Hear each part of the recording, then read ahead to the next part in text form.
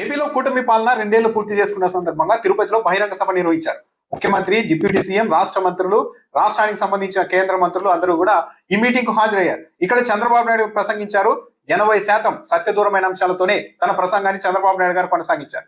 తెలుగుదేశం పార్టీకి అనుకూలమని పేరున్న TV ఛానళ్లు, Telugu Desam party నాయకులు వీళ్ళందరినీ పక్కన పెట్టి, వైసీపీ నాయకులను కూడా పక్కన పెట్టి కాస్త తటస్థంగా ఉండే పెద్ద మనుషుల్ని ఎవరినైనా నలుగురిని తీసుకొని వచ్చి చంద్రబాబు నాయుడు గారి ప్రసంగం అంతా వినిపించి, ఇందులో చంద్రబాబు నాయుడు గారు చెప్పిన మాటల్లో ఎన్ని సత్యాలు ఉన్నాయి అని చెప్పండి అంటే వేల మీద లెక్కించడం కూడా వాళ్ళకి కష్టంగానే ఉంటుంది.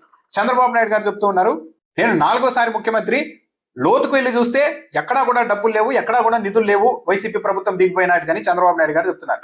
ఇది కూడా అవాస్తవం. జగన్మోహన్ రెడ్డి ముఖ్యమంత్రి అయిన 2019లో ముఖ్యమంత్రి అయ్యే సమయంలో రాష్ట్ర ఖజానాలో మిగిలింది 100 కోట్లు మాత్రమే అని ఈనాడు పత్రిక రాసింది. యనమల రామకృష్ణుడు అప్పటి వరకు ఆర్థిక మంత్రిగా చేసిన యనమల రామకృష్ణుడు, మేము మొత్తం అన్ని చోట్ల అప్పులు తెచ్చేసాం, ఇప్పుడు జగన్మోహన్ రెడ్డి ప్రభుత్వానికి అప్పులు ఇచ్చేవాడు కూడా ఉన్నాడు, ఎలా పరిపాలన చేస్తారో మేము చూస్తామని బహిరంగంగా స్టేట్మెంట్ ఇచ్చారు. అలాంటి పరిస్థితుల్లో కూడా జగన్మోహన్ రెడ్డి రాష్ట్ర ఖజానాలో 100 కోట్లు మిగిల్చిపోయారు, చంద్రబాబు నాయుడు విధ్వంసం చేశారు, అది చేశారు, ఇది చేశారని ఎక్కడ మాట్లాడలేదు. సమర్థవంతంగా 5 ఏళ్లు పరిపాలన నడిపించారు. కానీ చంద్రబాబు నాయుడు గారు 2024లో ముఖ్యమంత్రిగా బాధ్యతలు స్వీకరించడానికి రాష్ట్ర ఖజానాలో వేల కోట్ల రూపాయలు మిగిలిపోయాయి. ఆ డబ్బుల కారణంగానే వెంటనే చంద్రబాబు నాయుడు గారు పరిపాలన మొదలు పెట్టగలిగారు. 2019లో మొత్తం అన్ని చోట్ల అప్పులు చేసేసి 100 కోట్ల ఖజానాతో రాష్ట్ర ప్రభుత్వాన్ని జగన్మోహన్ రెడ్డికి అప్పగించిన చంద్రబాబు నాయుడు గారు ఈ రోజు మాత్రం నేను ముఖ్యమంత్రి అయ్యే నాటికి, జగన్మోహన్ రెడ్డి దిగిపోయే నాటికి ఎక్కడా కూడా లోతుల్లోకి వెళ్ళి చూసినా కూడా డబ్బులు లేవని మాట్లాడుతూ ఉన్నారు. అంటే ఒక ప్రతిదీ కూడా పరనింద, అవతల వాళ్ళ మీద తోసేసి తన లోపాన్ని కప్పిపుచ్చుకునే ప్రయత్నం. రాష్ట్రంలో లా అండ్ ఆర్డర్ బాగుంది అంటే, మీ ఆస్తులకు రక్షణ ఉంది అంటే అది ఎన్డీఏ ప్రభుత్వం వల్లే సాధ్యమైందని చంద్రబాబు నాయుడు గారు చెప్తున్నారు. ఏపీలో లా అండ్ ఆర్డర్ గురించి ఎంత తక్కువ మాట్లాడుకుంటే అంత మంచిది. మాజీ మంత్రుల ఇళ్ల మీద వేల మంది వెళ్లి 9-10 గంటల పాటు మొత్తం వేల మంది విధ్వంసం సృష్టిస్తే కనీసం ఒక పోలీస్ అధికారి అటువైపు రాలేదు. మాజీ మంత్రి ఇంటి మీద పెట్రోల్ బాంబులు వేస్తే దిక్కులేదు. ఒక ఎమ్మెల్యే నా మీద అత్యాచారం చేశారు పదే అని ఒక మహిళ రోడ్డెక్కితే చివరికి అదే మహిళని పోలీసుల చేతిలోని లాఠీ తీసుకొని నడి రోడ్డు మీద అందరూ చూస్తుండగా కొడితే కూడా ఈ రాష్ట్రంలో కనీసం చర్యలు తీసుకునే పరిస్థితి లేదు. రోజుకో అఘాయిత్యాలు బయటకు వస్తూనే ఉన్నాయి. రాష్ట్ర వ్యాప్తంగా గంజాయి అన్నది ఇప్పటికీ కూడా పేటరేగిపోతుంది. ఈనాడు, ఆంధ్రజ్యోతి పత్రికల్లో జిల్లా ఎడిషన్లలో కూడా రాసుకుంటున్నారు, పలానా ప్రాంతంలో గంజాయి పేటరేగిపోతుంది. రాష్ట్ర వ్యాప్తంగా జూద కేంద్రాలు ఉన్నాయని స్వయంగా పవన్ కళ్యాణ్ గారికి ఫిర్యాదులు వచ్చాయి. ఇంత దారుణంగా ఉంటే లా అండ్ ఆర్డర్ బ్రహ్మాండంగా ఉంది, మీ ఆస్తులకు రక్షణ, తెలుగుదేశం పార్టీ ఎమ్మెల్యేలు నాయకులే మా భూముల్ని ఆక్రమిస్తున్నారు, మా స్థలాల్ని ఆక్రమిస్తున్నారని ఎన్ని కంప్లైంట్ రాలేదు ఈ 2.5 కాలంలో. చిలకలూరుపేటలో ఒక ఎన్ఆర్ఐ మొత్తం కాంప్లెక్స్ ని ఆక్యుపై చేస్తే అక్కడే టెంట్లు వేసుకొని గుండాలంతా ఉంటే 2 ఏళ్లుగా ఆయన రోజు అరుస్తున్నా సరే పట్టించుకునే వాళ్ళు లేడు ఈ రాష్ట్రంలో. కానీ మీ ఆస్తులకు రక్షణ ఉందంటే టీడీపీ వల్లే, ఎన్డీఏ ప్రభుత్వం వల్లే అని చంద్రబాబు నాయుడు గారు చెప్తున్నారు. ఈ రోజు మరో విచిత్రమైన స్టేట్మెంట్ కూడా ఈ రోజు చంద్రబాబు నాయుడు గారు ఇచ్చారు. అభివృద్ధి చేసి ఆదాయం పెంచే వారికే సంక్షేమం చేసే అర్హత ఉంటుంది, అప్పులు చేసే వారికి సంక్షేమం చేసే అర్హతే లేదు, దాని గురించి మాట్లాడే అర్హతే లేదని చంద్రబాబు నాయుడు గారు అంటున్నారు. ఇది ఎవరి గురించి స్టేట్మెంట్? జగన్మోహన్ రెడ్డి గురించి స్టేట్మెంట్ ఇస్తున్నట్టుగా తెలుగుదేశం పార్టీ వాళ్ళు అనుకోవచ్చు, కానీ ఇది చంద్రబాబు నాయుడు గారికి యాప్ట్ అయ్యే స్టేట్మెంట్ ఇది. ఎందుకంటే జగన్మోహన్ రెడ్డి 5 ఏళ్ల కాలంలో 3,32,000 కోట్ల రూపాయలు అప్పు చేశారు. ఇది స్వయంగా అసెంబ్లీ వేదికగా ఆర్థిక మంత్రి చెప్పిన విషయం. కానీ అంతకుముందు అయితే 15 లక్షల కోట్లని ఒక పచ్చి అబద్ధాన్ని ప్రచారం చేసి అధికారంలోకి వచ్చారు, అది వేరే విషయం. అఫీషియల్ గా జగన్మోహన్ రెడ్డి 5 ఏళ్ల కాలంలో చేసిన మొత్తం అప్పు 3,32,000 కోట్లు. కానీ చంద్రబాబు నాయుడు గారు ఈ 2 ఏళ్లలోనే 3.5 లక్షల కోట్లకు పైగా అప్పులు చేసేశారు. ఈ స్థాయిలో అప్పులు చేసే వారికి సంక్షేమం గురించి మాట్లాడే అర్హత లేదంటున్నారు. ఇది చంద్రబాబు నాయుడు గారికి ఆ లెక్కన అర్హత లేదని చెప్పాలి. గత ప్రభుత్వంలో ఆస్తులు తాకట్టు పెట్టారు, మద్యం ఆదాయాన్ని తాకట్టు పెట్టారు, రాష్ట్రాన్ని తాకట్టు పెట్టిన వారికి రాష్ట్రం గురించి మాట్లాడే అర్హతే లేదని చంద్రబాబు నాయుడు గారు అంటున్నారు. ఎంత విచిత్రమైన స్టేట్మెంట్ అంటే, పబ్లిక్ ఏది గుర్తుండదని చంద్రబాబు నాయుడు గారు అనుకుంటున్నారు. కొన్ని నెలల క్రితమే కదా చంద్రబాబు నాయుడు గారి ప్రభుత్వమే కదా 9,000 కోట్ల రూపాయల అప్పు కోసం ఏకంగా లక్షల కోట్ల విలువైన రాష్ట్ర గనుల్ని తాకట్టు పెట్టి, ఓన్లీ తాకట్టు పెట్టడమే కాకుండా ఆ అప్పులు ఇచ్చిన వాళ్ళకి రాష్ట్రానికి సంబంధించిన కన్సాలిడేటెడ్ ఫండ్ మీద, ఆర్బీఐ దగ్గర ఉన్న అకౌంట్ మీద పూర్తిగా అజమాయిషీ ఇచ్చేసి, ఒకవేళ మేము డబ్బులు ఇవ్వలేకపోతే మాకు చెప్పకుండా రాష్ట్ర ఖజానా నుంచి ఆర్బీఐ ద్వారా మీకు మీరుగానే డబ్బులు తీసేసుకొని పోండి అని ఒక డెబిట్ కార్డు అప్పగించినట్టు అప్పులు ఇచ్చిన వాళ్ళకి అప్పగించారు కదా.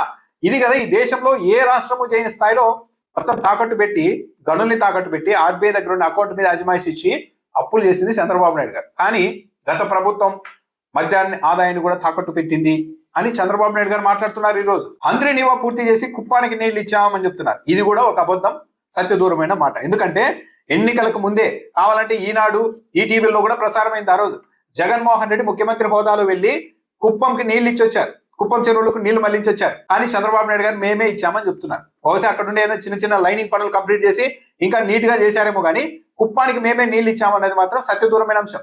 హంద్రీ నీవాను మొదలు పెట్టింది వైఎస్ రాజశేఖర రెడ్డి గారు. కుప్పం వరకు నీళ్లు తీసుకెళ్లి కుప్పంలోనికి నీళ్లు ఎంటర్ అయ్యేలా చేసింది జగన్మోహన్ రెడ్డి ప్రభుత్వం. కానీ మేమే ఇచ్చామంటున్నారు. అసలు అంద్రిని అన్నది వైఎస్ఆర్ గారు మొదలు పెట్టకపోతే ఉంటే చంద్రబాబు నాయుడు గారికి ఆలోచన కూడా వచ్చి ఉండేది కాదు. ముఖ్యమంత్రి హోదాలో మళ్ళీ ప్రజల్ని రెచ్చగొట్టే కామెంట్లు కూడా చేశారు.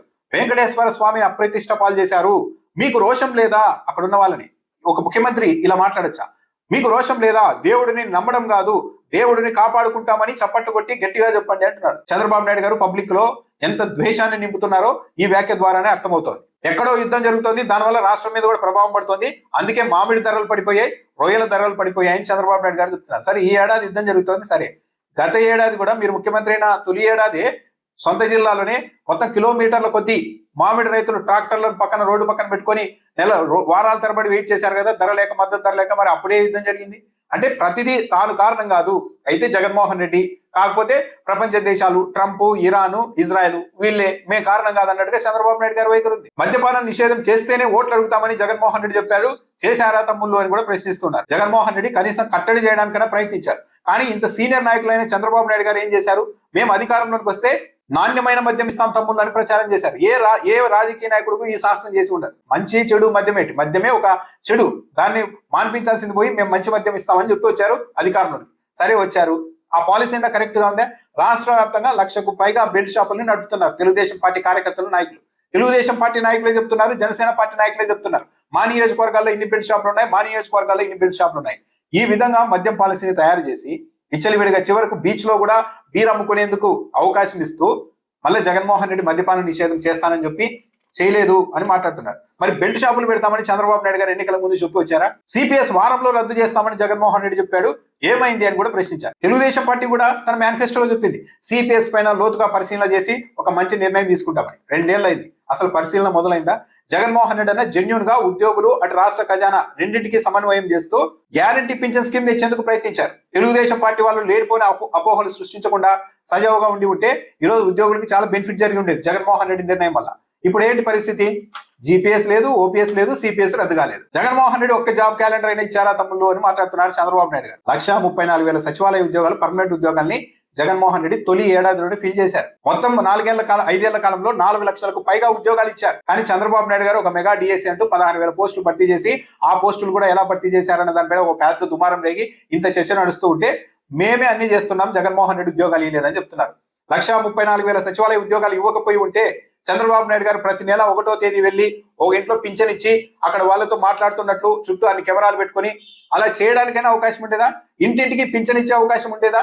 ఈ రోజు ఇంటింటికి పింఛన్ ఇస్తున్నామని చంద్రబాబు నాయుడు గారు చెప్తున్నారు. ఆ కాన్సెప్ట్ మొదలు పెట్టింది జగన్మోహన్ రెడ్డి. అలా ఈ రోజు ఇవ్వగలుగుతున్నారంటే జగన్మోహన్ రెడ్డి నియమించిన తీసుకొని వచ్చిన సచివాలయ వ్యవస్థ ఉద్యోగుల వల్లనే అది సాధ్యమవుతోంది. హెలికాప్టర్ లో వచ్చేటప్పుడు మొత్తం మేనిఫెస్టోని చదివాను అని కూడా చంద్రబాబు నాయుడు గారు చెప్తున్నారు. ఈ రోజు ఎందుకు చదివారు అంటే మామూలుగా గుర్తులేవా చంద్రబాబు నాయుడు గారికి? 20 లక్షల ఉద్యోగాలు ఇస్తాం, లేకుంటే నిరుద్యోగ వృత్తి 3,000 ఇస్తామని చెప్పాము, ఆ దిశగా ముందుకెళ్తున్నామని చెప్పారు అంతే. ఎప్పుడు ఇస్తారు ఏంటి అని చెప్పలేదు. 2014-19 మధ్య కూడా ఇలాగే హామీ ఇచ్చి తీరా ఎన్నికలకు 6 నెలల ముందు నిరుద్యోగ వృత్తి ఇస్తున్నామని ప్రకటించి ఆ తర్వాత ఎవరికి ఇవ్వకుండా ఎగ్గొట్టారు.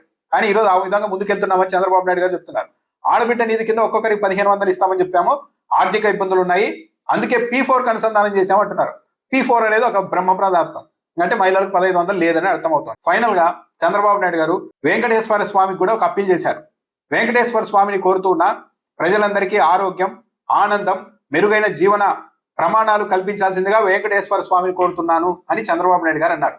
ఈరోజు రాష్ట్రంలో ప్రజలంతా భగవంతుడినే నమ్ముకొని బతుకుతున్నారు, కరెక్టే. మెరుగైన జీవన ప్రమాణాలు నేను కనిపిస్తా అని చంద్రబాబు నాయుడు గారు అనడం లేదు. ఇంత సీనియర్ ముఖ్యమంత్రి వెంకటేశ్వర స్వామిని కోరుతున్నాను, ప్రజలకు మెరుగైన జీవన ప్రమాణాలు కల్పించాల్సిందిగా కోరుతున్నానని చంద్రబాబు నాయుడు గారు చెప్తున్నారు. ఇంకో విచిత్రం ఏంటంటే చాలా పారదర్శకమైన జవాబుదారీ ప్రభుత్వం అని తమదని చెప్తున్నారు చంద్రబాబు నాయుడు గారు. కానీ నారా లోకేష్ గారి ఫోటోను మళ్ళీ ఈ రోజు కూడా వేశారు, పత్రికల్లో వేశారు, ఆ వేదిక మీద కూడా ప్రదర్శించారు. రాష్ట్ర ప్రభుత్వం తరఫున కార్యక్రమం జరుగుతూ ఉంటే చంద్రబాబు నాయుడు గారి ఫోటో ఓకే, ప్రధాని నరేంద్ర మోడీ గారి photo okay, deputy CM Pawan Kalyan గారి ఫోటో కూడా ఓకే అనుకుందాం, డిప్యూటీ సీఎం కాబట్టి. కానీ ఒక సాధారణ మంత్రి అయిన నారా లోకేష్ గారి ఫోటో ప్రభుత్వ కార్యక్రమాల్లో, ప్రభుత్వ ఇచ్చే ప్రకటనల్లో ఎందుకు వచ్చింది? మరి ఒకవేళ తెలుగుదేశం పార్టీ నాయకుడిగా ఇచ్చి ఉంటే, లేదా మంత్రిగా ఇచ్చి ఉంటే మిగిలిన మంత్రులంతా ఏమైపోయారు? సరే రాజకీయంగా ఇచ్చారనుకుంటే కనీసం ఏపీ బీజేపీ అధ్యక్షుడు మాధవ్ గారి ఫోటో కూడా ఎందుకు పెట్టడం లేదు? పూర్తిగా అధికార దుర్వినియోగం, మమ్మల్ని అడిగేవారు లేరు, మేము ఏం చెప్తే అదే ప్రజల్లోనికి వెళ్తుంది అని పూర్తిగా సత్యదూరమైన మాటలు, అవతల పార్టీ మీద లేనిపోని నిందలు వేయడం, తాము ఏం చేశామో చెప్పలేక ఇష్టానురీతిగా ప్రభుత్వాన్ని నడుపుతున్నారు అన్నది ఈ వ్యాఖ్యల్ని బట్టి, ఈ వ్యవహార శైలిని బట్టి అర్థమవుతోంది.